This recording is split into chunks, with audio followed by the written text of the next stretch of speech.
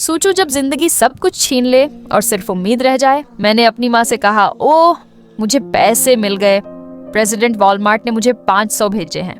माँ ने पूछा, तुम्हें नौकरी दी है क्या उन्होंने? नहीं। ओह शिट, उनके मुंह से निकला।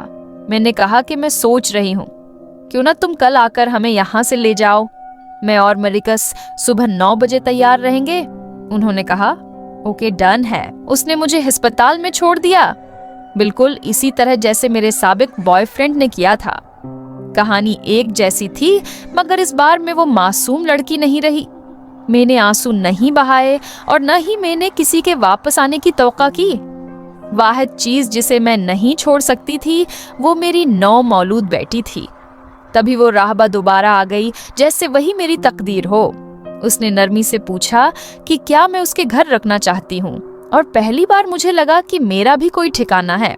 उसी दिन से मुझे आखिरकार एक घर मिला, एक औरत जो मेरी अपनी माँ से ज्यादा काबिल एतमाद थी।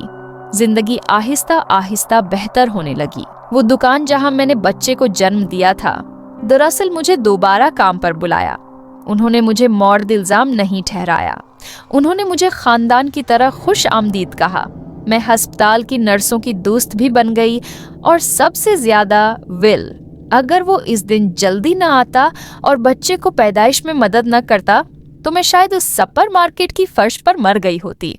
इसका शुक्रिया अदा करने के लिए मैंने उसे अपनी बेटी का गॉडफादर बनने के लिए कहा। वो चौंक गया तो मैंने हम तीनों की एक तस्वीर ले ली। तभी मुझे फोटोग्राफी से प्यार हो गया। मैं अक्सर लाइब्रेरी जाती, हर किताब पढ़ती जो मिलती, और विल के साथ ज्यादा वक्त गुजारने लगी। इसकी आंखें हमेशा नर्म और परसुकून थी। मुझे मालूम था कि वो मुझे पसंद करता है। वो बस इसका इंतजार कर रहा था कि मैं पलट कर देखूं, मगर मुझे पता था पीछे छोड़ दिए जाने का कैसा लगता है।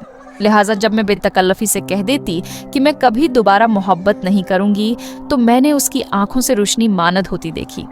वो खामोश हो गया। 3 साल ऐसे ही गुजर गए। वो 3 साल मेरी जिंदगी के सबसे परसुकून थे। मेरी बेटी तेजी से बड़ी हुई। विल वो शख्स बन गया जिस पर मुझे सबसे ज्यादा एतमाद था। जब भी मेरे पास कोई काम होता, मैं अक्सर उसे बेटी के पास छोड़ आती। फिर वो हादिसा हुआ। एक तूफान ने अचानक शहर को झंझाड़ दिया, फिर ओले गिरे, और फिर पूरा टोर्नाडो आ गया। मैंने चंद पड़ोसियों को पकड़ा और तहखाने में भाग गई। इसी वजह से हम बच गए, मगर तूफान ने फिर भी बहुत कुछ ले लिया। वो राहबा जिसे मैंने अपनी माँ समझा था, खरीदारी के लिए गई हुई थी। वो वापस नहीं आई। इसका घर खत्म हो गया। मेरी नौकरी चली गई। जो कुछ हमने बचाने की कोशिश की थी वो मंटो में तबाह हो गया। मेरी कोई आमदनी नहीं रही। किराए की अदायगी बाकी थी। यहाँ तक कि खाना भी मसला बन गया। मैंने अपनी नर्स दोस्त से मदद मांगी। तभी इंश्योरेंस कंपनी ने राब्ता किया। मालूम हुआ कि राहबा ने मुझे सब कुछ छोड़ दिया था। इस रकम के साथ मुझे 80,000 मिले। आंखों में आंसू भर आए, मगर मैं कुछ कह न सकी। इस रकम ने मेरी और मेरी बेटी की जिंदगी बचा ली।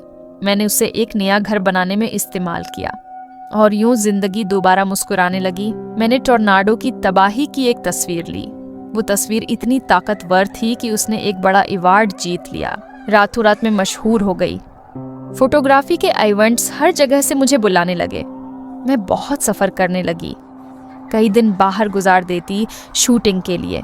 जब मैं दूर होती तो विल मेरी बेटी का ख्याल रखता। सालों पहले मैं उसके जज्बात पढ़ न पाई थी, मगर अब पढ़ सकती थी। वो मुझे चाहता था, वो हमेशा चाहता था।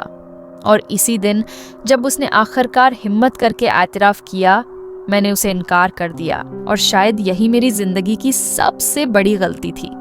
मुझे विल जैसे मुखलिस इंसान का साथ कभी नहीं छोड़ना चाहिए था।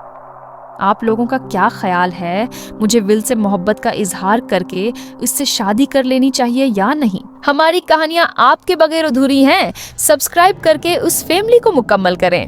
एक क्लिक पर आपका साथ हमेशा के लिए जड़ सकता है। सब्सक्राइब, लाइक और शेयर जरूर करें। Thanks for watching. Love you all.